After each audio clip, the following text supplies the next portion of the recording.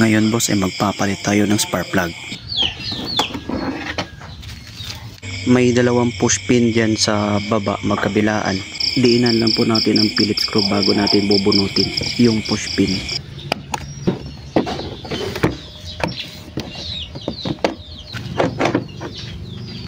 Bale, nasa gilid pala yung spark plug cap na bubunutin natin. So ayan mga boss, madumi pala yung spark plug cap natin. Bale, pupunasan lang ito mamaya bago natin ikabit. Sa pagtanggal naman ng spark plug ay pa counterclockwise lang.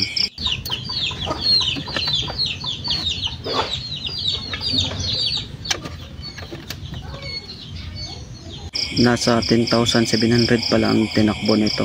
Sa manual, ang proper po ng pagpalit ay nasa 8,000 to 12,000 kilometers. Pero may sunog na siya sa baba.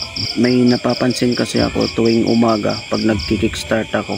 Kailangan ko pang i-kick ng 4 to 5 times bago umaandar. Tas minsan humahagok din. At base din sa experience ko, medyo delay yung arangkada niya kaya naisipan ko na magpalit. So yan palang ipapalit natin na spark plug. So SPG pa rin. Sa kasa ko ito nabili. Inaagahan ko lang magpalit para manatiling maganda sa pagsunog ng combustion chamber. Yan po ang old spark plug natin at saka yung bago. Ang gagawin ko lang sa lumang spark plug ito ay lilinisan ko muna at gawing reserba just in case. At dapat sakto-sakto lang sa paghigpit ng spark plug. Tapos may kabit yung bagong spark plug. Tinitest drive ko muna ng 24 kilometers. At grabe, ang ganda ng responde niya. Parang minimal lang yung 65 na takbo. Hindi ko lang kasi nakuna ng video dahil maulan. Dati 4 to 5 kick, ngayon 1 start na lang sa pag-kick.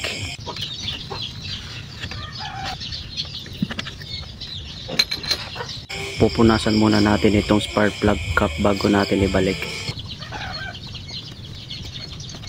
So eto na, pwede na natin ito ibalik.